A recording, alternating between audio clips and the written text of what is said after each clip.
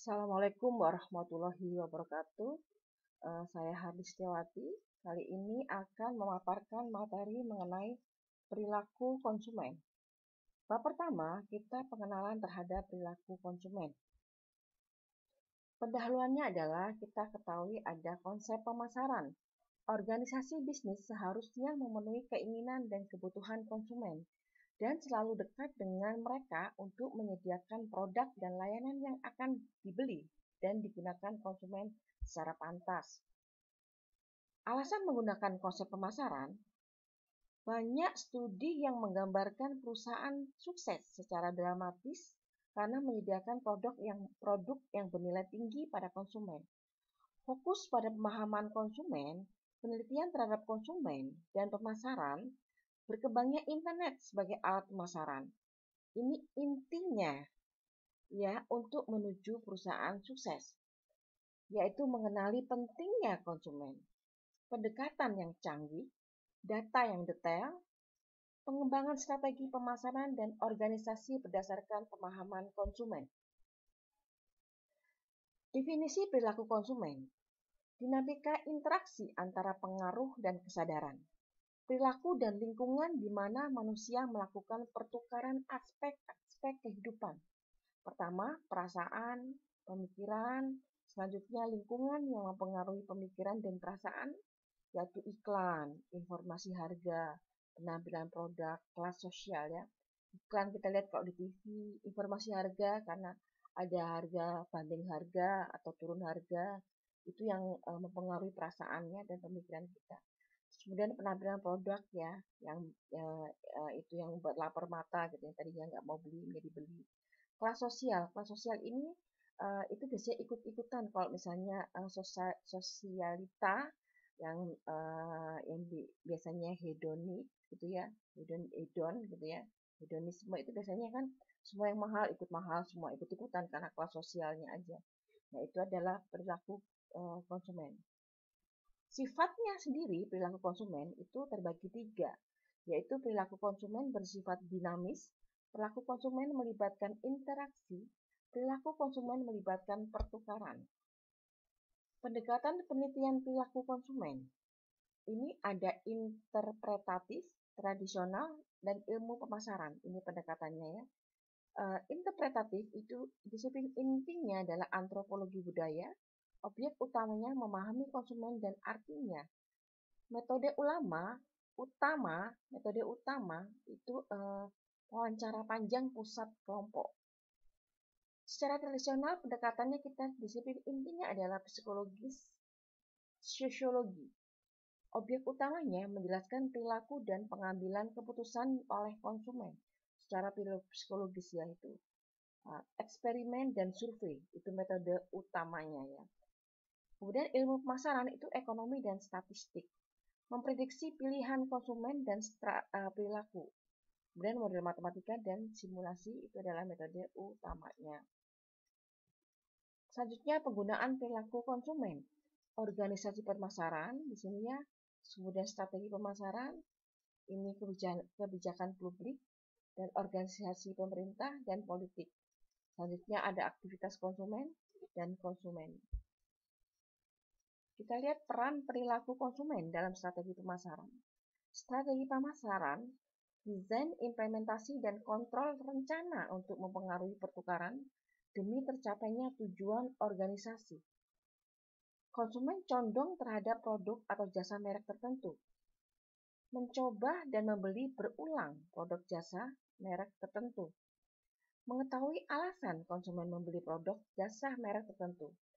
Hal ini adalah strategi pemasaran yang beradaptasi dengan perilaku konsumen. Peran perilaku konsumen dalam strategi pemasaran. Kita lihat konsumen seperti apa yang akan membeli produk dan merek kita. Kriteria apa yang digunakan konsumen untuk memutuskan produk dan apa yang akan mereka beli. Apakah citra merek, kenyamanan harga, atribusi produk tertentu, atau kriteria lain. Strategi apa dan sebaiknya digunakan untuk mendorong konsumen membeli merek kita. Bagaimana konsumen memproses informasi mengenai produk dan bagaimana proses itu dapat dipengaruhi untuk meningkatkan kemungkinan bahwa konsumen akan memiliki kesan positif terhadap merek itu? Apa yang dipikirkan dan dirasakan konsumen terhadap tentang merek kita versus merek persaing ya? Bagaimana kita dapat meningkatkan kemungkinan konsumen akan memproses informasi tentang merek kita? Perilaku apa yang dimunculkan konsumen untuk membeli dan menggunakan produk serta merek kita? Dalam situasi apa biasanya konsumen akan membeli dan menggunakan produk dan merek kita? Pada harga berapa konsumen berada membayar untuk produk kita? Apa yang dapat kita lakukan untuk memuaskan bahkan membuat senang konsumen dengan produk kita? Bagaimana kita dapat membuat senang konsumen tentang atas merek kita sekaligus memenuhi kebutuhan pemiliknya. Selanjutnya bab 2, kerangka kerja untuk analisis konsumen. Elemen analisa konsumen tersebut adalah di dalamnya ada strategi konsumen, kemudian kita lihat afeksi dan koneksi konsumen, perilaku konsumen dan lingkungan konsumen. Kita lihat afeksi dan koneksi konsumen. Afeksi mengacu pada hal yang konsumen rasakan mengenai stimulus dan kejadian. Contohnya emosi, cinta, amarah, kondisi, perasaan seperti kepuasan, frustasi. Suasana hati seperti kebosanan, relaksasi, dan sikap yang ringan seperti kegemaran dan kesukaan. Selanjutnya, kognisi mengacu pada hal yang konsumen pikirkan, pemahaman, interpretasi, stimulus, dan kejadian. Contohnya, pengetahuan, pengalaman, pemikiran sadar ataupun otomatis, detail-detail informasi. Perilaku konsumen mengacu pada aksi fisik konsumen secara langsung dapat diamati dan diukur oleh pihak lain, hanya melalui perilaku penjualan dan keuntungan didapatkan. Yang mengarahkan perilaku adalah kualitas superior, harga yang lebih rendah, kenyamanan yang lebih tinggi, pelayanan yang lebih baik, produk, toko, merek yang lebih trendy, ketersediaan barang itu mudah ya, produk tersebut mudah. Lingkungan konsumen mengacu pada segala hal di luar konsumen yang mempengaruhi hal yang mereka pikirkan, rasakan, dan lakukan. Berbagai macam pengaruh lingkungan konsumen yaitu dari segi budaya, subbudaya, kelas sosial, kelompok acuan, keluarga, toko, produk, iklan, dan lain-lain. Peran penelitian dan analisis konsumen pada strategi pemasaran tersebut ini ada konsumen afeksi dan koneksi perilaku lingkungan, kemudian ke atasnya searah jarum jam, analisis dan penelitian konsumen, selanjutnya pengembangan strategi pemasaran, dan implementasi strategi pemasaran. Tingkatan analisis konsumen dari masyarakat, industri, segmentasi pasar, dan konsumen individual. Selanjutnya, bab 3 mengenai pengenalan terhadap afeksi dan kognisi. Studi belanja retail modern. Kita lihat ya, secara modern ke supermarket ya. Roda analisis konsumen tersebut di dalamnya adalah strategi pemasaran, sama tadi ya, ini saling berhubungan, afeksi dan koneksi konsumen, kemudian perilaku konsumen dan lingkungan konsumen. Selanjutnya mengenal afeksi dan koneksi. Afeksi dan kognisi merupakan jenis respon psikologis yang dapat dilakukan oleh konsumen dalam setiap aktivitas belanja. Afeksi atau efek, perasaan, keadaan yang dialami seseorang atau sesuatu yang dirasakan oleh tubuh. Kognisi atau cognition, respon mental atau berpikir. Kognisi pikiran atau rasa percaya sebagai situasi secara mental. Kognisi biasanya tidak dirasakan pada tubuh. Jenis-jenis respon afektif seperti tersebut dalam tabel. Jenis respon afektif yaitu emosi, perasaan khusus, suasana hati, evaluasi, tingkatan gairah psikologis, pengaktifan, dan gairah yang lebih tinggi, pengaktifan dan gairah yang lebih rendah, posisi di bawah ya, tingginya di atas, intensitas atau kekuatan perasaan lebih kuat di atas dan lebih lemah di bawah. Contoh-contoh afeksi positif dan negatif. Kegembiraan, cinta, ketakutan, rasa bersalah, kemarahan, kehangatan, perhatian, kepuasan, rasa muak, kesedihan, waspada, santai, tenang, kekecewaan, rasa lesu, kebosanan, rasa suka, baik, disenangi, tidak suka, buruk, tidak disenangi. Itu contoh-contoh yang negatif tadi ya. Ciri-ciri sistem afektif bersifat reaktif. Seseorang memiliki kendali yang lemah atas respon afektifnya.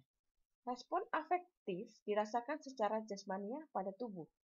Dapat merespon sebuah jenis stimulus, termasuk jenis yang semu. Sebagian besar respon afektif dapat dipelajari. Selanjutnya, apakah itu kognisi? Pertama adalah memahami, kedua evaluasi, ketiga berencana, empat memutuskan, dan lima berpikir. Dalam memahami, menafsirkan arti aspek tertentu pada satu situasi. Evaluasi menilai aspek tertentu terhadap suatu lingkungan atau perilaku konsumen, baik situasi positif atau negatif, disenangi atau tidak. Berencana menentukan cara menyelesaikan masalah atau mencapai tujuan. Memutuskan membandingkan antara pilihan solusi untuk masalah sesuai ciri yang terkait. Terakhir berpikir yaitu aktivitas kognitif yang terjadi selama proses. Jenis-jenis kognisi. Interpretasi kognitif atas stimulus fisik atau objek nyata. Seperti baju hangat itu terbuat dari bulu domba. Mobil itu menempuh 28 mil per galon. Interpretasi kognitif atas stimulus sosial. Penjual itu sangat membantu. Teman saya berpikir bahwa Pizza Hut yang terbaik. Interpretasi kognitif atas respon afektif. Saya suka es krim Dove batangan. Saya merasa bersalah ketika tidak mengirimkan kartu ulang tahun kepada ibu. Saya merasa sedikit bergairah dan tertarik pada toko baru. Interpretasi kognitif atas arti simbolik. Mobil itu seksi. Gaya pakaian itu cocok untuk wanita dewasa. Memakai jam Rolex berarti Anda sukses. Interpretasi kognitif antar penginderaan. Warna-warna pada kotak serelia sarapan.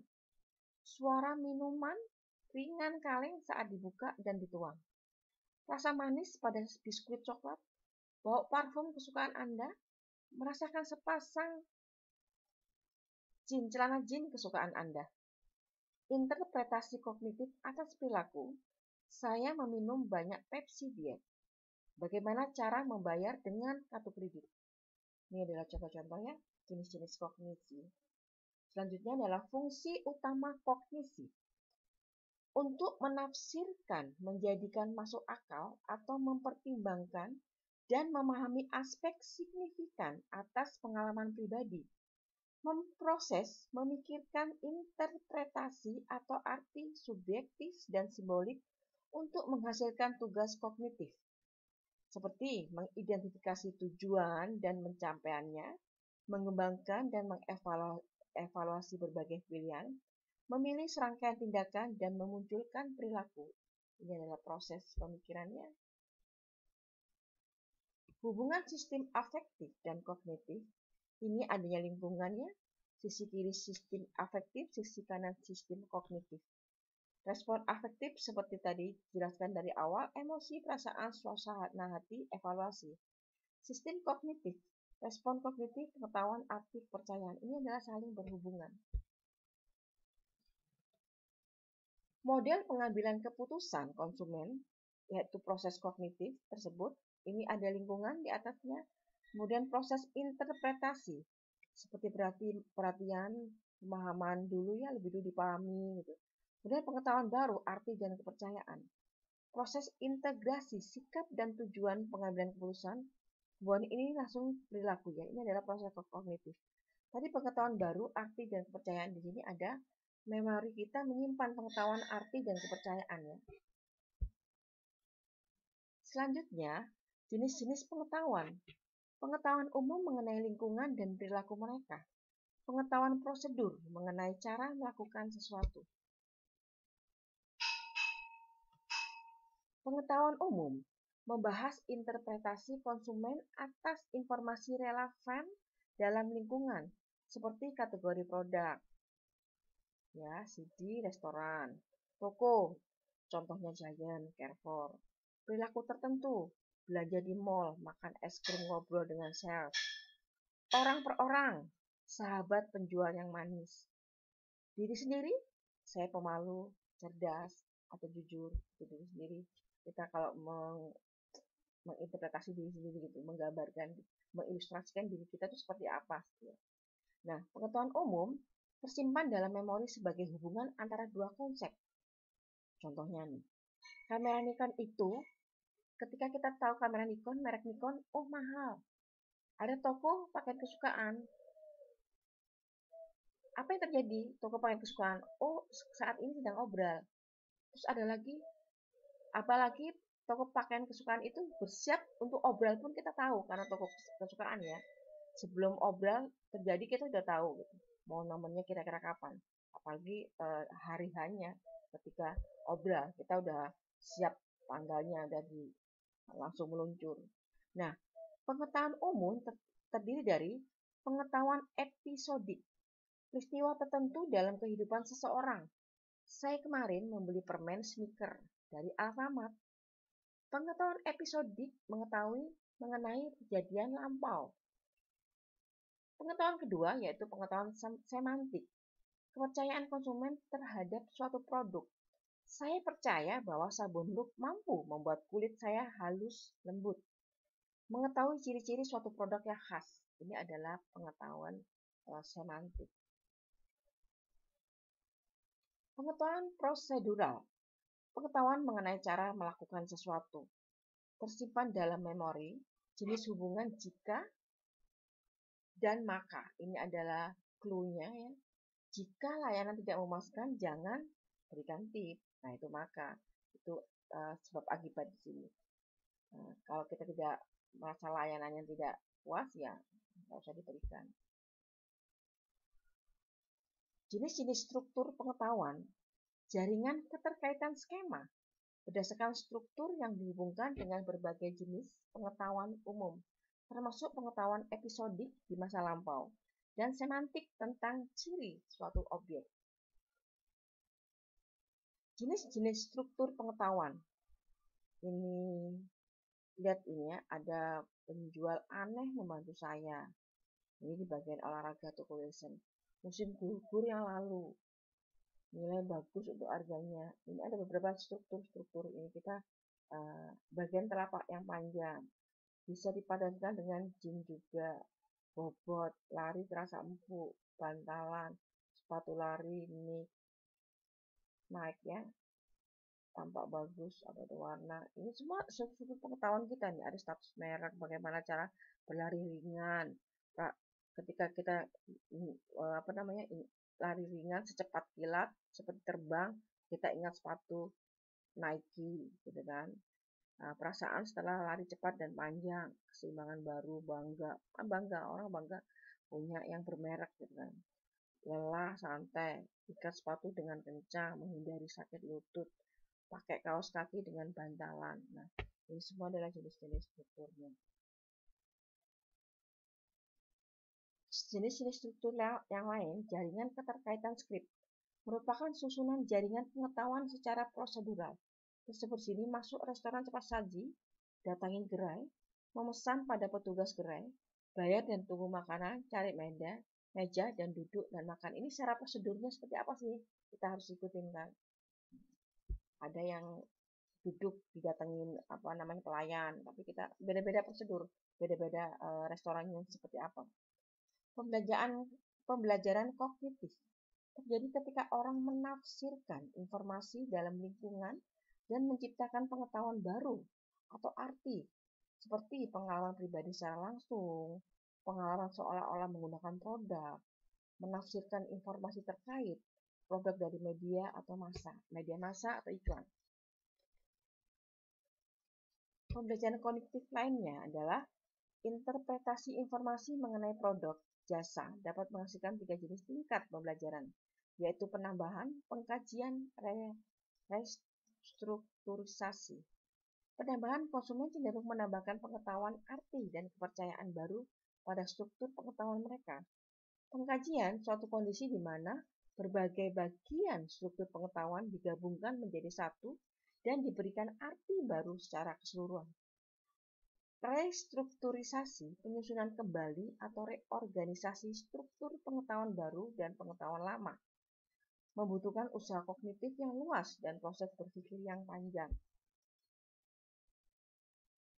3 jenis pembelajaran kognitif. Jenis pembelajaran kognitif, penambahan pengkajian tadinya yang sama sebenarnya. Sama juga tadi seperti itu, perubahan struktur pengetahuan sejalan dengan waktu pengalaman. Pengalamannya, kita pengalaman memakai sepatu Nike itu apa sih rasanya, tadi kan bisa terbang secepat kilat. Nah, itu penambahan itu jenis pembelajaran kognitifnya kayak gitu. Yang tadinya penambahannya itu sepatu Nike itu ditambahkan nih. Ya, pengalaman konsumen terus menambah arti kepercayaan baru, kita percaya. Kita bertambah nih, ada kotak-kotaknya dia percaya gitu.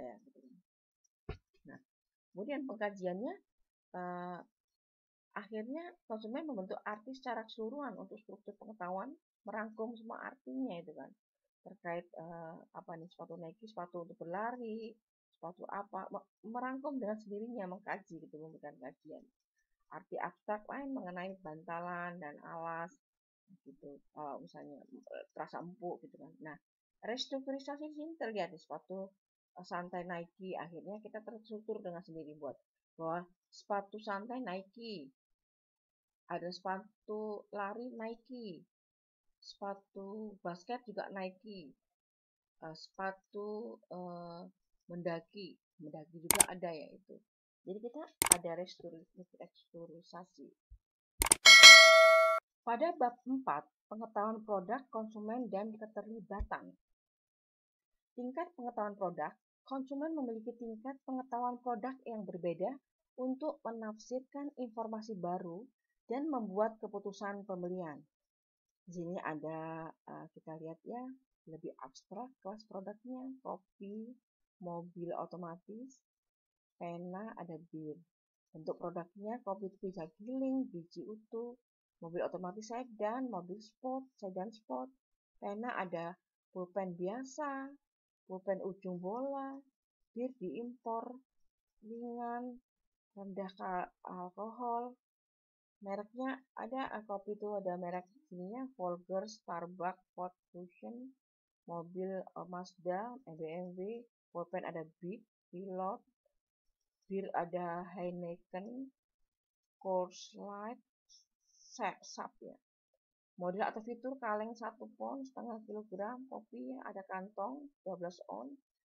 Kalau sedan itu modelnya ya gerbong stasiun dengan penyejuk udara dan pemutar CD, jok kulit, mobil sport dengan penyejuk udara dan 5 tingkatan ini. Model dengan penyejuk udara, ini sedan sport. Ya. Seperti ini ya. Harganya tinta merah, model ujung tipis, kalau Pilot. Kalau bir itu Heineken tuh dark, Coors Light apa itu Kegs, Sap kaleng 12 on. Nah, tingkat pengetahuan produk yaitu pertama model, merek, bentuk produk, kelas produk. Model contoh spesifik sebuah merek yang memiliki satu atau lebih fitur atau atribut unik. Merek, nama, istilah, tanda, lambang, atau desain atau kombinasi yang dimaksudkan untuk mengidentifikasi barang atau jasa dari salah satu penjual atau kelompok penjual dan mendiferensiasikan merek mereka dari para pesaing. Jadi kita menghafalkan dari merek ya. Merek-merek kan beda-beda. Jadi ada pembandingnya itu merek mana sih, merek mana itu dari mereknya. Nah, bentuk produk, karakteristik atau ciri fisik dari suatu merek. Dan kelas produk, tingkatan pengetahuan produk paling luas dan terbuka yang mungkin mencakup beberapa bentuk produk, banyak merek dan berbagai modelnya. Kelas produk gitu ya, kelas produk. Pengetahuan produk, ini kita lihat tadi ya, sekumpulan atribut ini. sepatu lari Nike ini. Ada pijakan lengkung, desain telapak, pola ikatan tali. Sekumpulan keuntungan sepatu lari Nike, pemakaian jangka panjang, jangka mahal ya, kualitas yang bagus, memantapkan tumit, berlari lebih cepat. Nilai kepuasannya, sepatu lari Nike secara fisik mantap ya, bagus ya, memiliki kesehatan baik untuk kaki, hidup lama, artinya panjang, nggak balik jebol gitu. Nah, produk sebagai kumpulan atribut. Nah, atribut yaitu unsur-unsur produk yang dipandang penting oleh konsumen dan dijadikan dasar pengambilan keputusan pembelian. Atribut nyata yaitu mewakili karakteristik fisik yang dapat disentuh, besar kecil produk, kelembutan. Atribut abstrak mewakili karakteristik subjektif, tidak dapat disentuh. Ini abstrak ya, tadi nyata, ini abstrak. Abstrak tidak nyata, seperti kepuasan, kenyamanan ya. Jadi kalau atributnya nyata itu kita lihat, oh ini produknya kecil, besar, oh produknya kasar atau lembut, kelihatan fisiknya gitu. Tapi kalau abstrak itu memang kita hanya kepuasan, kenyamanan kita itu menjadi abstrak ya, tidak dapat disentuh. Nah, produk sebagai kumpulan keuntungan, konsekuensinya hasil saat produk dibeli dan digunakan atau dikonsumsi itu konsekuensi fungsional dan konsekuensi psikososial. Keuntungan, konsekuensi yang diharapkan konsumen ketika membeli dan menggunakan produk atau merek. Resiko terduga, risk, resiko keuangan, resiko fungsional, resiko psikososial. Produk sebagai pemuas nilai. Apa sih itu nilai? Merupakan tujuan hidup secara luas. Seringkali melibatkan afeksi emosional, terdiri dari nilai instrumental, cara berperilaku yang lebih disukai atau cara mencapai tujuan pribadi, nilai-nilai terminal, keadaan diri yang lebih disukai atau tujuan pribadi. Nilai terminal dan instrumental. Nilai-nilai instrumental cara bersikap lebih disukai. Kompetensi, perasaan, rasa sosial, integritas. Nilai-nilai terminal, harmoni sosial, kepuasan pribadi, aktualisasi diri, keamanan, cinta, dan kasih sayang, kepuasan pribadi. Nilai terminal dan instrumental ya. Ini cara bersikap lebih sukai. Kalau nilai terminal ini, ya kompetensinya apa kita lihat ya. Perbedaannya instrumental. Nah, kalau kompetensi itu ambisius, orang yang ambisius, perasaan pemaaf, atau ceria, sayang, rasa sosial sopan, gitu kan. Integritas bertanggung jawab dan dapat diandalkan, jujur, tulus, sungguh-sungguh. Nah, nilai-nilai terminal, harmoni sosial, persamaan, persaudaraan, kebebasan, keamanan nasional. Kepuasan pribadi, pengakuan sosial, kehidupan nyaman, kesenangan, rasa pencapaian, aktualisasi diri, kecantikan, kebijaksanaan, harmoni internal, ya, penghormatan diri, rasa pencapaian itu aktualisasi diri. Keamanan mengurus keluarga, keselamatan, ya, kehidupan abadi, cinta dan kasih sayang, cinta dewasa, keintiman seksual dan spiritual, persahabatan sejati, pertemanan akrab, ya. Kemudian kepuasan pribadi, kegembiraan dan puas. Model rantai alat tujuan, tingkat abstraksi, nilai-nilai, konsekuensi psikososial, konsekuensi fungsional, dan atribut. Contohnya apa ini penjelasannya? Nih, kalau kita lihat nilai-nilainya ada harga dirinya, ini dari bawah dulu ini atributnya harga tinggi pasti mahal. Ya. Contohnya kecakapan kerja berkualitas, karakteristik fisik produk dan karakteristik tidak terlalu nyata dan lebih subjektif. Konsekuensi fungsionalnya adalah performa bagus, tahan lama. Konsekuensi nyata dan langsung atas penggunaan produk, apa yang diberikan produk, fungsi apa yang dimunculkan. Konsekuensi psikososial, orang lain memperhatikan kita ya, secara sosial gitu. Saya merasa seperti konsumen cerdas, karena memilih barang yang bagus gitu kan. Konsekuensi penggunaan produk bersifat psikologis, apa yang saya rasakan, dan sosial. Bagaimana perasaan orang lain mengenai saya. Nah, ini konsekuensi psikososial aja. Orang memandang kita dari barang yang kita pakai fisiknya. Nilai-nilainya tuh ya masuk harga diri, cermat, keadaan akhir disukai, dan cara berperilaku disukai. Contoh model rantai, contoh selanjutnya adalah ini. Merek, atribut, konsekuensi fungsional, konsekuensi psikososial, dan nilai tadi ya. Ini pencukur fusion. 5 pisau silet anti gesek, tidak macet dan mencukur secara tuntas. Merasa sangat rapi, penampilannya menarik. Sedangkan satunya lagi strip pelumas dengan vitamin E. Pergerakan pencukur lembut dan licin, nyaman, santai, tidak tertekan. Nah, ini adalah model rantai alat dan tujuan. Selanjutnya, contoh lain, ini kita ada semprot rambut, tingkatkan kelas produk, keripik kentang rasa, tingkatan bentuk produknya, cairan berkumur, tingkatan merek. Kita lihat ada atribut, konsekuensi fungsionalnya apa, psikososialnya, dan nilai. Ketika kita ngomongin semprot rambut, tingkat kelas produk, ada bentuk pompa dispenser, tidak berbau, atribut. Berembun sedikit, rambut tidak lengket. Tidak berbau berarti wangi alami ya. Nah tadi pompa dispenser itu berembun sedikit, rambut tidak lengket. Merasa lebih menarik, konsekuensi psikososialnya ya. Nilainya mengesankan orang lain, harga diri. Akhirnya ada harga diri. Ini wangi, rasanya jadi di sesungguhnya wangi alami ya. Keripik kentang, ada rasa barbecue. Itu dia kalorinya tinggi. Konsekuensi fungsionalnya adalah secara fungsionalnya rasa enak, dapat menambah berat tubuh. Kamu lebih menikmati diri sendiri, tidak menarik bagi orang lain. Itu psikososial. Nilainya pengakuan diri, harga diri. Cairan berkumur, tanpa gula, tidak membuat gemuk, menarik bagi orang lain, harga diri. Mengandung fluor, menghentikan pengeroposan, menghindari nafas tidak sedap, merasa percaya diri. Setelah menggunakan cairan berkumurnya, saya tampil lebih baik. Keterlibatan merupakan status motivasi yang menggerakkan serta mengarahkan perilaku konsumen pada saat membuat keputusan. Setiap konsumen mempunyai motivasi yang mendasari dalam bentuk kebutuhan dan nilai.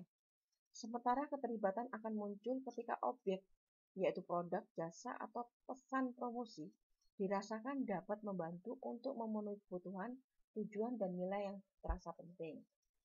Dasar alat tujuan keterlibatan di sini ada pengetahuan tentang produk, atribut, konsekuensi fungsional, konsekuensi psikososial, dan nilai. Pengetahuan tentang diri tadi ya. Kalau atribut itu dan konsekuensi fungsional lebih ke pengetahuan tentang produk, sedangkan konsekuensi psikososial dan nilai itu pengetahuan tentang diri. Kita lebih kemana sih sosialnya, gitu. Nilainya seperti apa sih? Model dasar keterlibatan produk konsumen. Karakteristik konsumen, konsep diri, nilai-nilai dasar, tujuan, kebutuhan, sikap, kepribadian, keahlian. Itu adalah referensi diri intrinsik. Karakteristik produk juga sama, itu masuk dalam ini saling berhubungan ya. Komitmen waktu, harga, arti simbolis, potensi berbahaya, potensi kinerja buruk. Konteks situasionalnya, situasi pembelian, situasi niat, menggunakan tekanan waktu, lingkungan sosial, lingkungan fisik. Ini ada relevansi diri situasional. Ini keduanya adalah keterlibatan, respon afektif dan pengaktifan pengetahuan mengenai atribut, konsekuensi, dan nilai. Ini merupakan proses interpretasi dan integrasi. Segmentasi pasar dari model keterlibatan yaitu loyalis merek, langganan merek, pencari informasi, penggonta ganti merek. Nah, suka ganti merek ini ya. Nah, semua gitu banyak. Bab 5, perhatian dan pemahaman. Pendahuluan, pemasar perlu memahami pemaparan informasi kepada konsumen, perhatian atau atensi konsumen terhadap informasi pemasaran.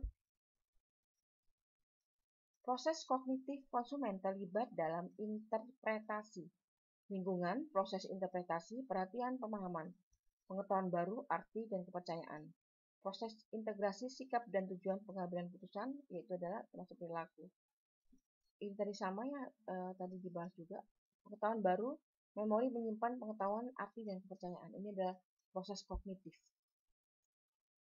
Paparan pada informasi, paparan atau exposure, merupakan hal penting bagi pemberian informasi dan proses interpretasi konsumen terdiri dari paparan sengaja, intentional exposure, paparan kebetulan, accidental exposure, paparan selektif, selective exposure.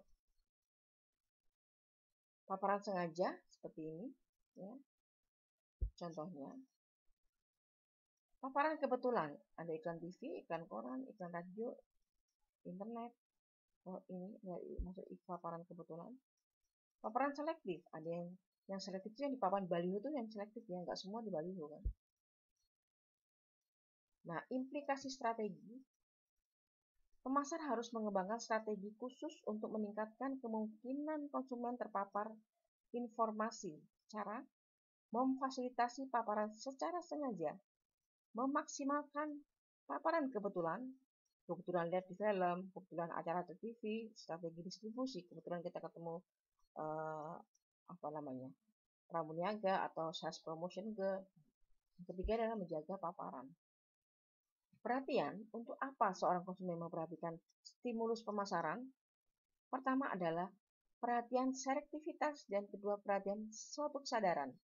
Memilih serangkaian informasi dan mengabaikan informasi yang lain. Itu ketika kita menggunakan selektivitas ya, kategori ini. Sedangkan kategori kesadaran, perhatian kategori kesadaran adalah konsumen cukup terjaga dan bergairah memperhatikan sesuatu secara sadar. Tingkat-tingkat perhatian, ada perhatian sadar dan perhatian memfokus. Perhatian sadar menggunakan pengetahuan diaktifkan dari memori jangka panjang. Tidak disadari. Proses otomatis menggunakan sedikit kapasitas kognitif atau tidak sama sekali.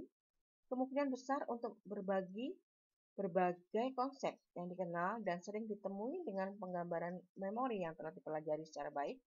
Kemungkinan besar untuk berbagai konsep tingkat kepentingan atau keterlibatan rendah hingga moderat. Perhatian memfokus menggunakan pengetahuan diaktifkan dari memori jangka panjang, disadari, proses terkontrol, menggunakan beberapa kapasitas kognitif, kemungkinan besar untuk berbagai konsep baru, tidak biasa, jarang ditemui, tanpa gambaran memori dipelajari secara baik, kemungkinan besar untuk berbagai konsep tingkat kepentingan dan keterlibatan tinggi. Ini adalah perhatian sadar bagaimana dan perhatian fokus bagaimana, tingkat-tingkat perhatian. Faktor-faktor yang mempengaruhi perhatian, keadaan afektif, keterlibatan dan keunggulan lingkungan. Keadaan afektif seperti gairah afektif tinggi atau rendah, suasana hati, bahagia versus sedih, keterlibatan tinggi dan keterlibatan rendah. Ketiga, keunggulan lingkungan, stimulus pemasaran seperti iklan radio, TV, warna label, bentuk kemasan, logo menarik, yang paling mencolok dan berbeda yang menarik, membuat kita jadi perhatian kita gitu kan. Pemahaman yang merujuk pada proses keinterpretasi konsumen untuk membentuk berbagai arti dan bentuk struktur pengetahuan seperti konsep, objek, perilaku, peristiwa, dan skema dan skrip diaktifkan. Ini adalah pemahaman. Kemudian variasi dalam pemahaman, ini ada proses otomatis, tingkat, elaborasi, memorabilia. Nah, ini proses otomatis, sangat otomatis sedikit kesadaran. Seperti lebih terkontrol, tingkat kesadarannya lebih tinggi. Tingkat, dangkal, berfokus pada arti nyata dan berwujud. Ini adalah berfokus pada arti lebih abstrak. Elaborasi, kurang elaborasi, arti lebih sedikit. Lebih banyak elaborasi, lebih banyak arti. Memorabilia, rendah dalam mengingat, memori lebih lemah. Lebih besar dalam mengingat, memori lebih kuat. Kebalikannya, memorabilia kita seperti apa nih? Lebih besar mengingat atau lebih rendah mengingatnya, gitu kan? Tapi kalau yang sudah terbiasa dipakai merek-merek, kita pasti hafal. Jarang-jarang yang kita nggak pakai pasti lupa kita. Kesimpulan sekarang ya, interpretasi yang menghasilkan pengetahuan atau kepercayaan yang terkadang berada di luar informasi yang diberikan, dipengaruhi oleh pengetahuan dalam memori. Konsumen sering menggunakan atribut produk nyata yang berwujud, warna, bentuk, bahan, kualitas terutama ya, atributnya. Faktor-faktor yang mempengaruhi pemahaman. pengetahuan dalam memori, ya seperti konsumen ahli, konsumen pemula.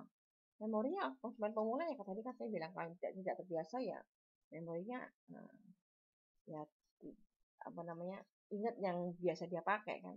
Keterlibatan tinggi, keterlibatan rendah.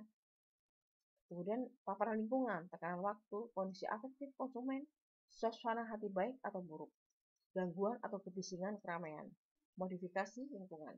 Ini paparan lingkungannya. Jadi faktor-faktor yang mempengaruhi pemahaman kita ya ini pengetahuan kita dalam memori. Kita masuk konsumen ahli atau pemula. Keterlibatan kita tuh pemahaman kita antar produk ini termasuk tinggi atau rendah. Paparan lingkungan itu antar tekanan waktu atau suasana hati baik kita beli, suasana kita apa kata. Nah, ini ada paparan lingkungan hati kita nih. Gangguan keramaian, modifikasi lingkungan. Itu pengaruh pemahaman kita bisa berubah ya. Pada bab 6, sikap dan tujuan. Apa itu sikap? Sikap adalah evaluasi secara menyeluruh yang dilakukan seseorang atas suatu konsep. Evaluasi itu sendiri adalah respon afektif, umumnya dalam intensitas dan kadar rendah. Respon afektif, emosi, perasaan, suasana hati. Sikap terhadap apa? Sikap terhadap objek dan sikap terhadap perilaku. Sikap terhadap objek, sikap terhadap berbagai objek fisik dan sosial, produk, merek, model, toko, dan orang. Sikap terhadap perilaku, sikap yang terhadap perilaku dan atau aksi diri sendiri. Tindakan, aksi, atau perilaku, termasuk di masa lalu dan masa depan. Itu sikap terhadap perilaku ya. Tingkatan sikap terhadap berbagai konsep. Tersebut di sini ada tingkatan konsep sikap. Contoh, kelas produk, bentuk produk, merek, model, situasi umum, merek, model, situasi spesifik, merek, model. Ini ada restoran sifat saji, ada restoran pizza atau hamburger, McD, Burger King, ya, McDonald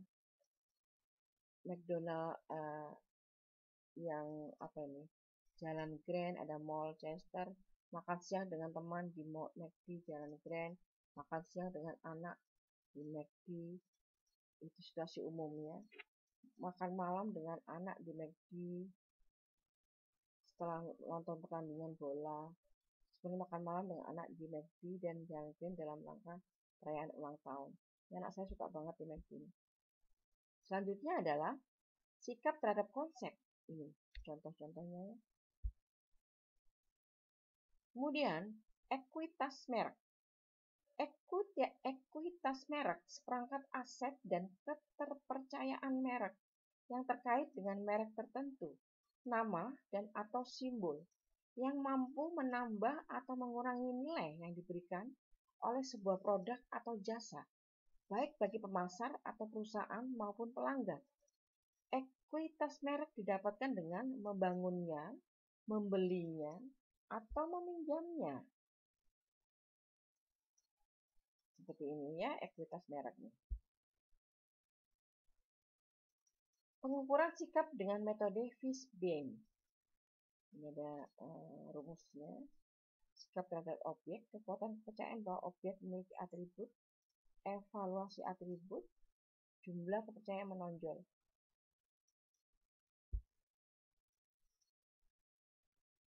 Instrumennya adalah bagaimana pertimbangan Anda terhadap desain dalam membeli sepeda motor. Sangat tidak penting atau sangat penting. Membeli motor nggak penting desain, pokoknya motor bisa jalan gitu. Evaluasinya itu ya. Beliefnya di mana? Bagaimana pemilihan Anda terhadap desain sepeda motor? Sangat tidak baik, sangat baik. Itu kepercayaan terhadap desain motor itu apa sih desain kita? Contoh perhitungan sikap terhadap objek seperti ini atribut, evaluasi, kepercayaan ya. Ini ada ada 4 merek motor, Kawasaki, Yamaha, Honda, Suzuki. Desainnya kasih kita nilai, keawetannya kita kasih nilai kira-kira. Menurut kita harganya terjangkaunya yang mana antara 4 ini. Terus iritnya yang mana gitu. Terus kalau dijual kembali harganya kira-kira turun apa naik gitu kan. Terus ini kita perhitungan sikap kita terhadap objek yang kita mau beli. Attitude toward behavior. Penilaian unggul terhadap suatu objek belum tentu berguna. Mengapa seorang berperilaku positif atau negatif terhadap objek tertentu? Ya, ini rumus-rumusnya.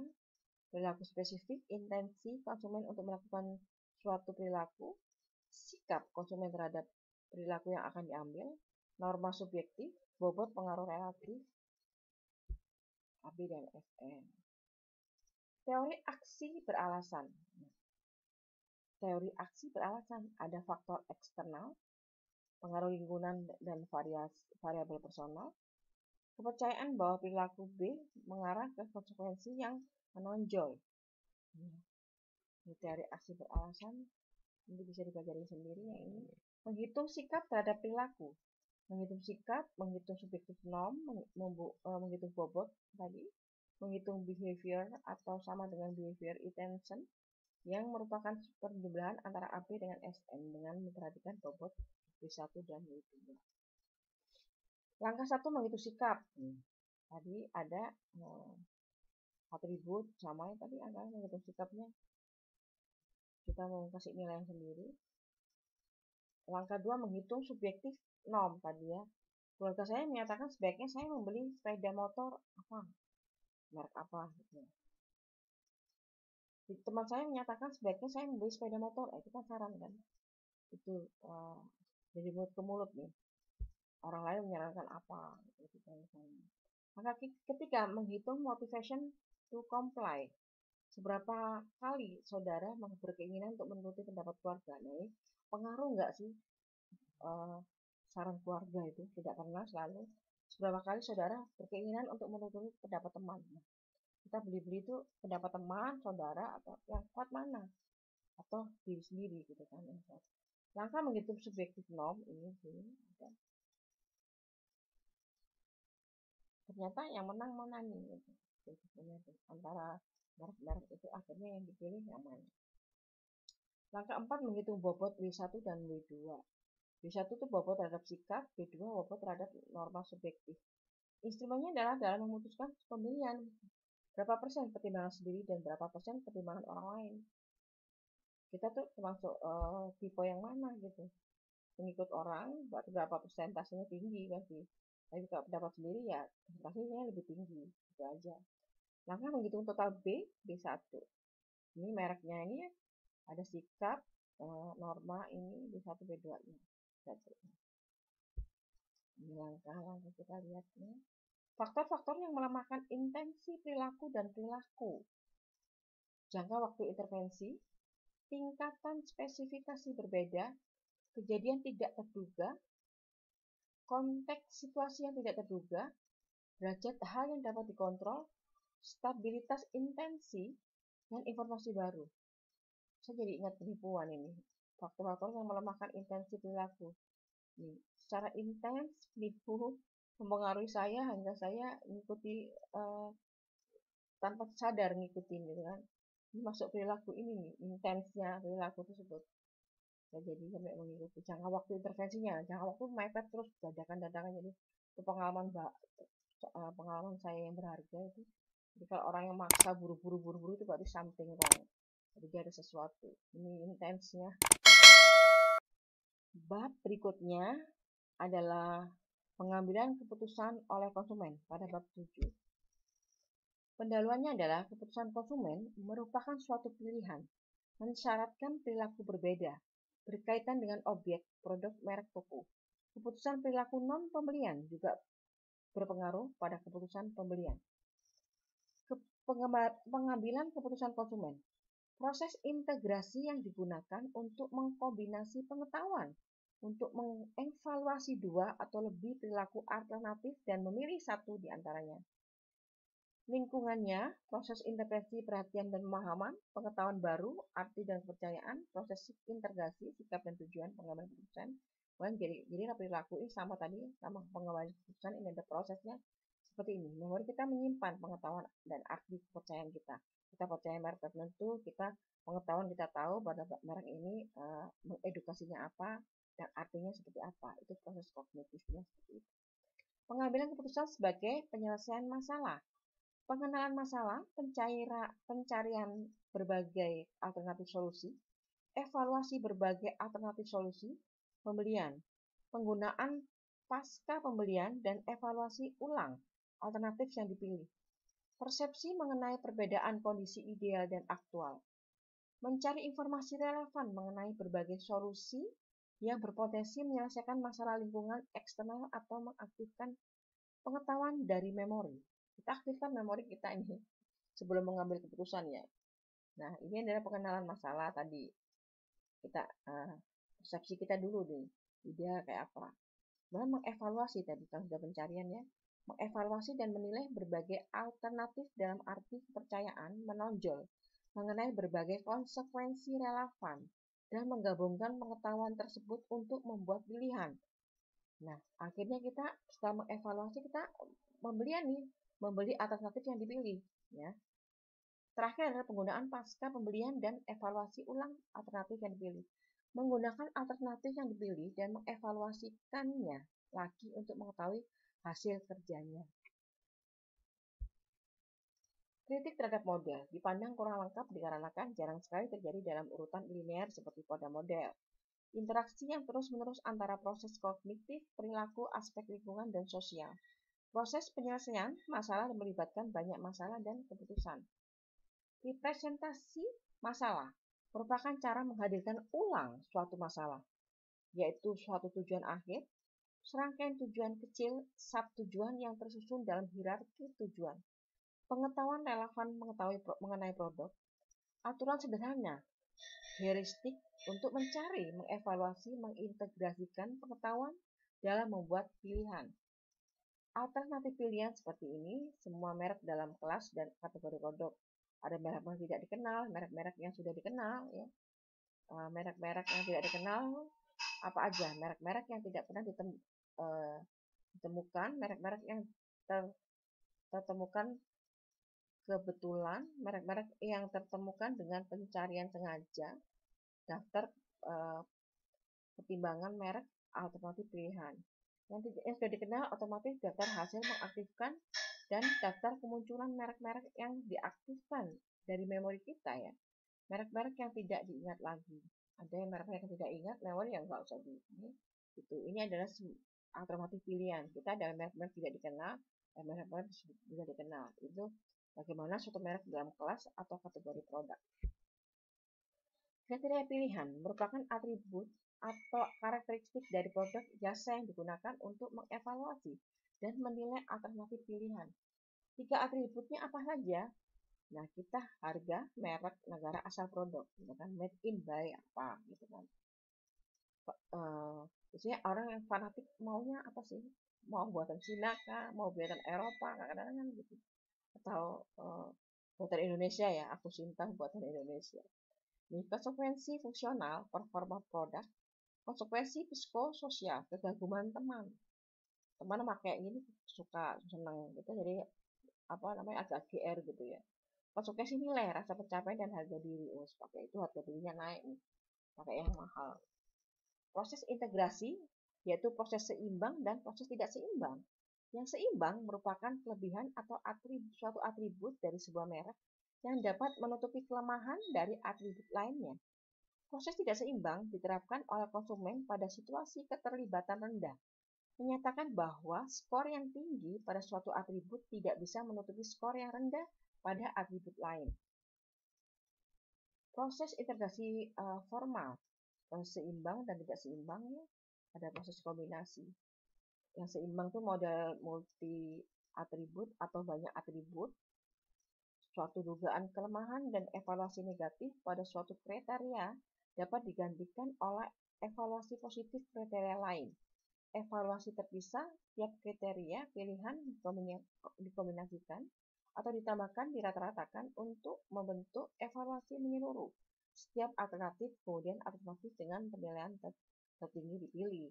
Nah, itu proses seimbang, model multi atribut, banyak atribut gitu. Akhirnya cari yang tadi persentasenya yang tertinggi ya. Nah, Proses tidak seimbang itu konjungsi, disjungsi, dan leksikografis. Estimasi menurut aspek tertentu.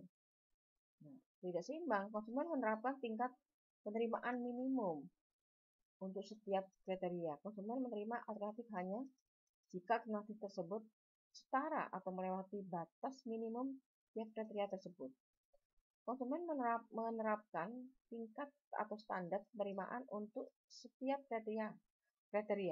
Produk diterima jika produk itu melewati tingkat minimum. Tidak seimbang ya. Malah hanya satu kriteria saja nih. Konsumen memeringkat kriteria. Jadi di peringkat gitu. Produk itu di peringkat. Menurut kita dia produk tingkat keberapa. Hal proses kombinasi campuran antara proses seimbang dan tidak seimbang digabungkan atau dibentuk di tempat untuk menyesuaikan dengan faktor lingkungan. Jadi seimbang dan tidak seimbang tadi ada persentasenya. Dikumpul dari beberapa atribut, persentasenya apa yang menang. Satu lagi ini tadi dibuat peringkatnya berapa yang tidak seimbangnya. Terus menjadi kombinasi ini. Setelah dibentuk disesuaikan dengan faktor lingkungan. Lingkungan ini komunikasikan antara seimbang dan tidak seimbang. Lingkungannya seperti apa nih? Walaupun ini prestasinya tertinggi dan peringkatnya tertinggi yang mana? Gitu. Sesuai dengan lingkungannya yang mempengaruhi mana? Apa? Heuristik konsumen. Proposal atau dalil sederhana jika atau maka ya, yang menghubungkan suatu peristiwa dengan suatu tindakan yang sesuai. Jika berkualitas maka saya beli. Jika murah maka akan saya beli. Jika awet, nah saya akan membeli gitu kan. Nah, ini pencarian historitas, pemilihan toko, sumber-sumber informasi, sumber kredibilitas. Evaluasi heuristik, kriteria penting, kriteria negatif, dan perbedaan signifikan. Untuk produk baru dan belum dikenal, tunggu dan lihat nih kan. Ini tidak baru ya, kan baru life cycle-nya baru introduction, baru pengenalan produk-produk baru. Itu biasanya dilihat dulu, konsultasi ke ahli dulu ya kalau produk-produk yang baru. Tergantung produknya apa dulu sih misalnya. Nah, pilihan heuristis untuk produk yang sering dibeli sudah dikenal. Hal paling baik serahkan pada afeksi. Hal terakhir kali dibeli, prinsip harga, prinsip promosi. Nah, ini kan kalau harganya terjangkau ya udah, promosinya gencar, ada diskon gitu, turun harga udah. Rencana keputusan, proses mengidentifikasi, mengevaluasi dan memilih di antara semua alternatif selama penyelesaian masalah. Beragam adalah hal khusus dan kerumitan berkaitan dengan intensi untuk berperilaku. Tipe-tipe keputusan pembelian. Pemecahan masalah secara luas atau extended problem solving. Pemecahan masalah secara terbatas, limited problem solving. Nah, ini pemecahan secara luas dan secara terbatas. Secara luas seperti apa? Suatu proses pengambilan keputusan pembelian di mana pelanggan memerlukan usaha dan waktu yang cukup besar untuk meneliti dan menganalisis berbagai alternatif. Contoh beli mobil, motor, komputer itu kan mahal ya, barang mahal, barang gede. Ini perlu memang perlu lama memecahkan masalahnya. Nah, macam yang terbatas ini merupakan proses pengambilan keputusan belanja yang melibatkan upaya dan waktu yang tidak terlalu besar, misalnya mengandalkan informasi pribadi dibanding eksternal. Contoh parfum, pasta gigi, sabun itu ya sangat terbatas ya, tidak terlalu lama karena apalagi itu kebutuhan pokok itu. Kalau mobil itu kan masih kebutuhan sekunder.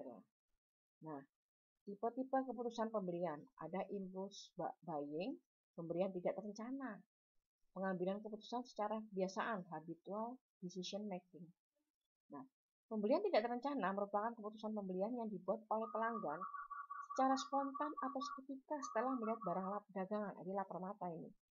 Produk-produk impulse buying biasanya dipajang pada tempat-tempat yang mudah dilihat oleh pelanggan, kasir atau tempat pembayaran. Contoh es krim, permen, snack. Ya kadang-kadang nunggu kasir lama gitu, kadang-kadang kita refleks ambil permen ini beli deh. Apa yang dilihat mata deket itu tidak terencana sebelumnya.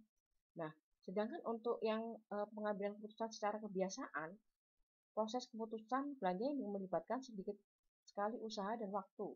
Kesetiaan merek, kita sudah terbiasa merek tertentu ya. Pelanggan menyukai dan secara konsisten membeli merek tertentu dalam sebuah kategori produk. Kesetiaan toko, kondisi di mana pelanggan suka dan terbiasa mengunjungi toko yang sama untuk membeli suatu jenis barang dagangan. Ya, kita misalnya memang sudah terbiasa sih kalau beli daging di mana, beli sayur di mana, itu kita mesti terbiasa sih. Memang dengan yang setia, kita pelanggan setia. Tujuan akhir dominan, motivasi dasar pembelian dan contohnya ya, optimalisasi kepuasan, mencari konsekuensi positif maksimum, makan minum di restoran terbaik di dalam kota, itu optimalisasi kepuasan. Pencegahan, menghindari potensi konsekuensi tidak menyenangkan, membeli produk anti karat untuk mobil baru. Contohnya, menyelesaikan konflik atau pertentangan, mencari keseimbangan yang memuaskan antara konsekuensi positif dan negatif. Membeli mobil tidak terlalu mahal dan berkualitas sangat bagus. Pelarian diri, mengurangi atau melarikan diri dari suasana tidak menyenangkan. Contoh, membeli sampo untuk menghilangkan ketombe. Pelarian diri. Menjaga kepuasan kebutuhan dasar dengan usaha minimal. Membeli roti di toko terdekat. Menjaga kepuasan. Faktor-faktor yang mempengaruhi aktivitas penyelesaian masalah yaitu tujuan konsumen, pengetahuan konsumen mengenai alternatif dan kriteria pilihan, tingkat keterlibatan konsumen, dan pengaruh lingkungan. Tingkat keterlibatan konsumen, ini di sini ada keterlibatan rendah, pengetahuan rendah, keterlibatan rendah, pengetahuan tinggi, keterlibatan tinggi, pengetahuan tinggi, keterlibatan tinggi, pengetahuan rendah. Baliknya ya. Ini interpretasi masalah, penyajian ulang masalah, motivasi dasar, tujuan akhir, hierarki tujuan, daftar pertimbangan, kriteria pilihan, keputusan heuristis, proses pengambilan keputusan. Ya, penyelesaian masalah rutin atau sangat terbatas. Penyelesaian masalah terbatas. Penyelesaian masalah terbatas, ini adalah penyelesaian masalah luas atau sangat terbatas. Tingkat keterlibatan konsumennya. Demikian bab 7. Terima kasih. Wassalamualaikum warahmatullahi wabarakatuh. Sampai ketemu dengan kelanjutan bab 8 hingga ke bab 15 perilaku konsumen. Jangan lupa like, subscribe, dan komentar. Terima kasih. Sebelum ke bab selanjutnya, yaitu bab 8, kita memasuki tugas untuk tugas penelitian ya. Ini motivasi pemberian tip kepada tukang parkir. Kita ambil waktu itu studi kasus Mall Kota Casablanca atau Kokas. Ya. Kita ketahui dulu apa itu juru parkir, apa itu jukir. Orang yang membantu mengatur kendaraan yang keluar masuk ke tempat parkir. Tukang parkir bekerja dalam satu hari selama 8 jam, dari mulai pukul jam 8 hingga jam 5 sore ya. Dalam 1 jam untuk kondisi normal rata-rata kendaraan yang menempati lot parkir banyak 20 kendaraan roda 4. Tarif parkir pada lokasi mal tergantung waktu karena karcis dilengkapi dengan waktu kedatangan dan waktu kendaraan meninggalkan ruang parkir. Kita pilih objek Mall Kota Casablanca karena di situ ada banyak sekali pengunjung dan meskipun luas tempatnya, tempat parkir, tapi karena beberapa situ dekat lokasi ini banyak perusahaan, gereja, sekolah, dan banyak sekali orang yang memakai membawa mobil pribadi. Jadi suka numpang di Mall Kokas ini. Jadi intensitas parkir banyak sekali.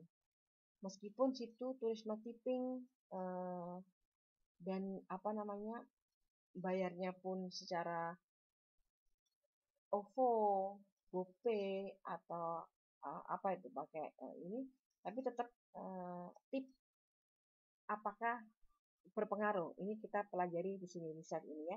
Oke. Mall Kota Casablanca ya tempat objek yang dipilih menjadi pilihan objek yang diteliti dengan alasan pembayaran dengan sistem secure parking dan ada himbauan notif pada baju seragam jukir, tetapi praktek tipping masih berlaku. Banyaknya pengunjung meski pada hari biasa. Terdapat beberapa perkantoran di sekitar mal sehingga menjadi lokasi strategis untuk pertemuan. Sebagai tempat hiburan masyarakat sekitar bahkan pengunjung dari luar Jakarta pun menjadi Mall Kokas pilihan untuk hangout. Kita ketahui uh, sejarah parkir tentu saja perlu diketahui bahwa sejarah parkir ini sudah lama ya sebenarnya ya. Sejak sebelum tahun 1955 itu perparkiran di DKI Jakarta telah muncul sejak awal-awal kemerdekaan. Selanjutnya pengelolaan parkir dilakukan oleh DPU, Dinas Pekerjaan Umum. Tahun 68 pengelolaan parkir dilakukan oleh wali kota masing-masing. Keempat, ini keputusan gubernur pendirian PT Parkir Jaya menghimpun uang melalui pengelolaan parkir bagi pembangunan Jakarta. Selanjutnya, pemerintah daerah membentuk Badan Pengelolaan Otoritas Pengelolaan Parkir Angkutan Jalan Raya ini ya. Selanjutnya, surat keputusan SK Gubernur tentang penetapan Badan Pengelolaan Perparkiran Pemerintah DKI Jakarta serta susunan dan tata kerjanya. Unit pengelola perparkiran dibentuk sesuai peraturan Gubernur ini nomor 14 dan terakhir unit pengelola perparkiran menetapkan pola pengelolaan keuangan Badan Layanan Umum Daerah sesuai peraturan Gubernur. Ini yang terbaru tahun 2012. Nah, kita mengenal yang namanya e-money dan e-wallet. Alat yang diciptakan agar konsumen mengalami kemudahan dalam bentuk pembayaran. E-money, media server atau chip yang di dalamnya memiliki nominal nilai uang yang tersimpan secara elektronik. Pembayaran atau tarif jalan tol, tiket transportasi umum, biaya parkir, dan juga membayar tagihan belanja di toko swalayan atau minimarket. Ini e-money ini bisa dipakai semua. Maksimal saldo 1 juta ya. Pengisian saldo melalui jaringan penerbit uang elektronik seperti mesin EDC, ATM, internet banking, mobile banking, atau juga bisa melalui merchant gerai retail. Sedangkan e-wallet, aplikasi pembayaran menjadi lebih efektif dan efisien karena tidak perlu lagi melalui mesin ATM atau mobile banking. Konsumen harus terkoneksi dengan server penerbit dan internet. Maksimal saldo 10 juta, lebih tinggi e-wallet. Pengisian saldo melalui jaringan penerbit uang elektronik seperti mesin edisi, ATM, internet banking, mobile banking, atau juga bisa melalui merchant gerai retail.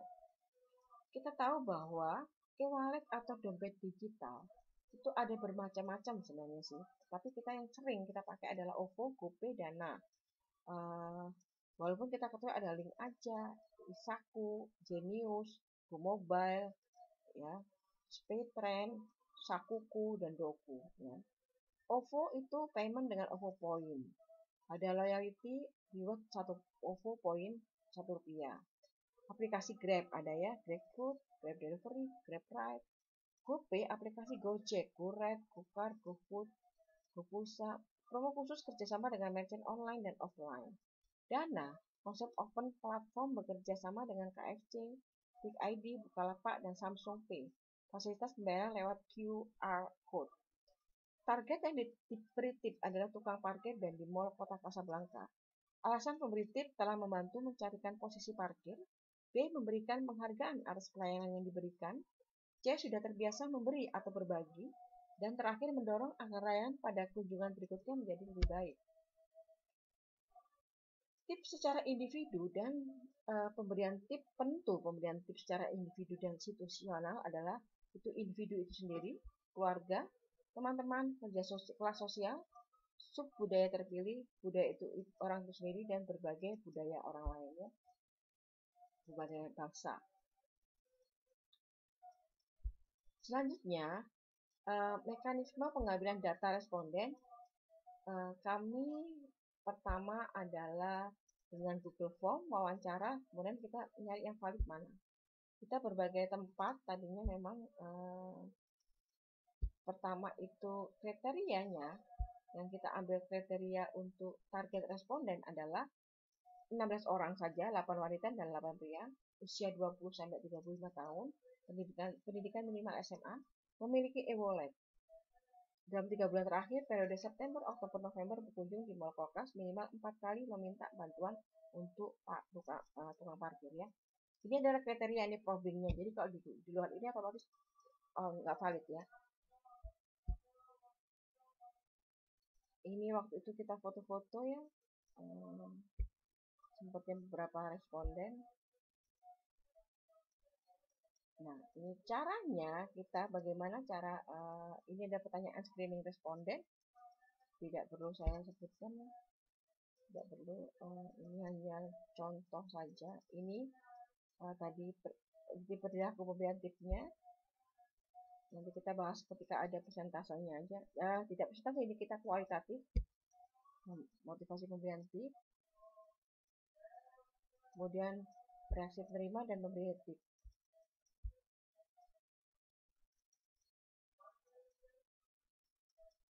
Screening responden ini.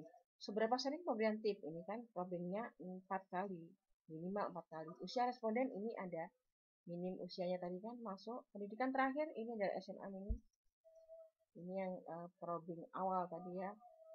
Kemudian responden, screening responden kedua seberapa sering pemberian tip? Nah, seberapa sering pemberian tip? Responden memberi tip di mall Kokas. Ini artinya nih yang A5 ini adalah dia menyetir sendiri atau dengan sopir ya. Ini yang pertama, yang A4 ini adalah dia memakai apa? E-walletnya memakai apa gitu tipnya itu. Ini memakai OVO berapa kali dan berapa kali, ini pertanyaannya saya. Sini kita sendiri atau dengan sopir. Kemudian memberi tip. Kemudian kita seberapa sering pemberian tip? Selalu atau kadang-kadang? Jumlah tip yang diberikan berapa? Nah, di sini ada selalu memberi tip dikarenakan saya bekerja di area mall ini sekaligus bersedekah harian. Ini ternyata wanita yang paling banyak ya memberi tip. Dan ini nilai yang banyak juga wanita, 10.000 wanita. Untuk pria tuh 5.000. Tip diberikan kepada petugas parkir semua, kasir tidak ada ini. Dan jarang kasir karena ini kan e-wallet ya. Jarang ketukar. Kadang-kadang juga ada yang dia tetap ada disediakan kasir gitu ya. Perilaku pemberian tip ini gender petugas parkir tidak pengaruh, laki perempuan dia sama tetap ngasih. Asal tip yang diberikan itu sudah disiapkan, bukan uang kembalian. Karena kita jarang sekali makan pakai uang cash ya. Cara pemberian tip itu tunai cara pemberiannya. Nggak mungkin dipakai e-wallet, gimana ya? Ngirim GoPay atau ngirim OVO. Nah, motivasi pemberian tip ini hanya sebagai penghargaan, kebanyakan dan pantas diberikan tip. Pemberian tip diberikan pada saat setelah mendapat posisi parkir dan setelah meninggalkan posisi parkir.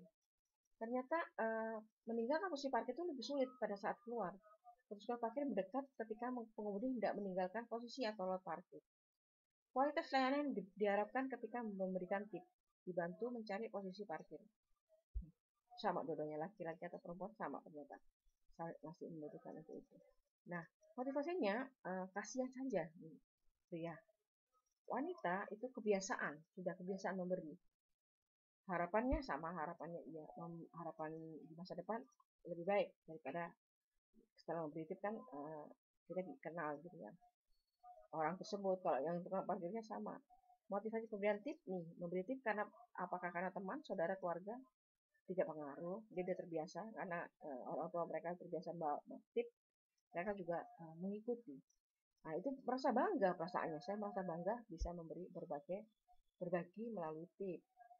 Nah, selanjutnya, reaksi petugas parkir senang. Semua suka kalau kasih tip. Tip diberikan dari sudah disiapkan. Petugas tidak pernah ada yang menolak kasih tip selama ini, sejauh ini. Kesimpulan studi, rata-rata tip yang diberikan oleh responden pria 5.000 dan responden wanita 10.000. Pemberian tip hanya ke petugas lapangan dan gender petugas tidak pengaruh. Tip sudah disiapkan, tidak ambil dari sisa pembelajaran. Alasan tip karena petugas yang mencarikan mengarahkan ke posisi atau lot parkir. Setelah mengarahkan ke posisi lot parkir, petugas langsung menjauh sehingga tip diberikan setelah selesai parkir ketika pengemudi berhendak keluar. Tip merupakan bentuk terima kasih dan penghargaan atas pelayanan yang baik. Bepergian bersama keluarga atau sahabat tidak berpengaruh atas keputusan untuk pemberian tip. Tipping menjadi penghargaan konsumen untuk kualitas layanan serupa di masa depan. Reaksi pemberian tip, penerima tip senang sambil mengucapkan terima kasih. Reaksi pemberi tip biasa saja, senang, bersedekah harian, bangga sudah berbagi. Himbauan no tipping tidak merubah perilaku konsumen untuk tidak lagi memberi tip. Kebiasaan menjadi alasan utama pemberi tip. Hal ini dikarenakan kebudayaan masyarakat Indonesia dalam membarang tip sebagai bentuk apresiasi atas sebuah layanan. Studi ulasan berdasarkan literatur ini kita ada jurnalnya ekonomi psikologi. Ada 2 jurnal yang kita pakai.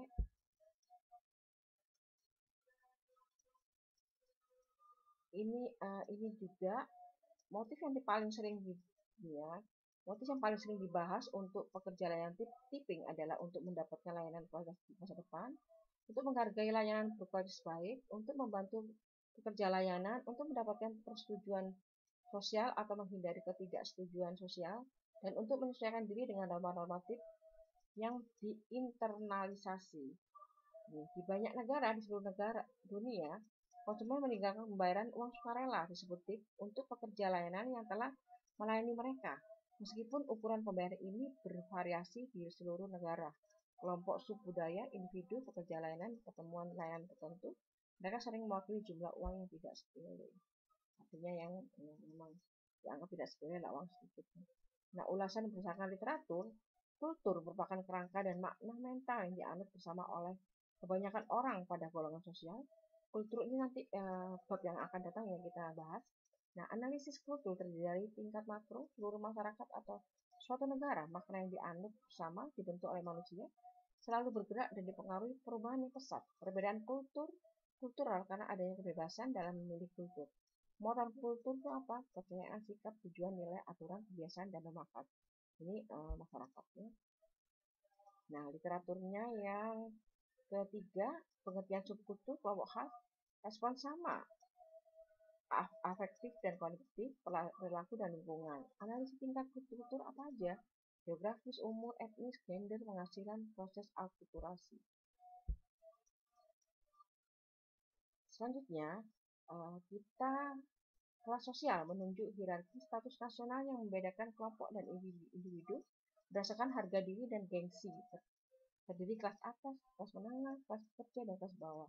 Ukuran objektif kelas sosial, indeks variabel tunggal, pekerjaan, pendidikan, penghasilan, variabel lain, tempat tinggal, lingkungan tempat tinggal. Sedangkan variabel gabungan, indeks karakteristik status pekerjaan, sumber penghasilan, model rumah, kualitas lingkungan. Skor status sosial ekonomi, gabungan pekerjaan, penghasilan, keluarga, dan tingkat pendidikan. Banyak ya ini. Nah, ini model sederhana mengenai proses sosialisasi anak muda, anggota keluarga lain, dan teman-teman. Anggota keluarga lain mempengaruhi nilai perilaku yang lebih dasar. Teman-teman mempengaruhi sikap perilaku yang lebih ekspresif, ya. Gaya, model, teks, luar dalam perilaku konsumen yang dapat diterima. Sedangkan anggota keluarga lain moral dan prinsip agama, keterampilan interpersonal, standar berpakaian, tata krama dan cara berbicara, motivasi pendidikan, pekerjaan dan karir, motivasi ini. Di sini ada para remaja, tengah remaja dipimpin oleh Elder. Apa sih yang namanya contoh fact, trend, megatrend? Contoh fact, ketika sedang terkenal artis Cilik Baim yang membidangi beberapa sinetron, sudah muncul produk sandal Baim, bukan hanya untuk anak-anak tapi untuk semua usia dari ukuran terkecil sampai terbesar. Minat masyarakat terhadap suatu barang pada waktu tertentu, hanya waktu tertentu ya. Tren itu arah atau urutan kejadian yang mempunyai momentum. Megatrend perubahan besar dalam sosial, ekonomi, politik, dan teknologi. Tren itu zaman sekarang banyak orang yang memiliki tubuh yang sehat dan atletis selain mengkonsumsi makanan yang sehat dan bergizi. Nah, megatrend daripada membeli koran, masyarakat zaman sekarang lebih banyak memilih untuk mengakses berita dari internet, seperti situs-situs ya. Nah, sekarang himbauan no tipping tidak berpengaruh bagi yang masih tergantung dengan bantuan petugas parkir. Nah, no tipping tidak berpengaruh bagi mereka yang masih tergantung dengan bantuan petugas parkir. Mulai hari ini, tidak lagi tergantung dengan bantuan orang lain. Sedekahlah pada orang dan tempat yang tepat. Ini hashtag mengubah perilaku ya. No tipping please. Mulai hari ini tidak lagi tergantung dengan bantuan orang lain. sedekahlah pada orang dan tempat yang tepat. Nah, ini sebagai tukang parkir bisa mengantongi uang tip kurang lebih dari 200.000 per hari loh. Nah, tahukah Anda penghasilan itu fantastis loh. Ini juga masih apa harus dibuktikan lagi ya. Ini adalah kita riset, meneliti hanya satu tempat. Referensinya adalah berikut. Foto-foto dan dokumen pribadi. Demikian, terima kasih. Wassalamualaikum warahmatullahi wabarakatuh.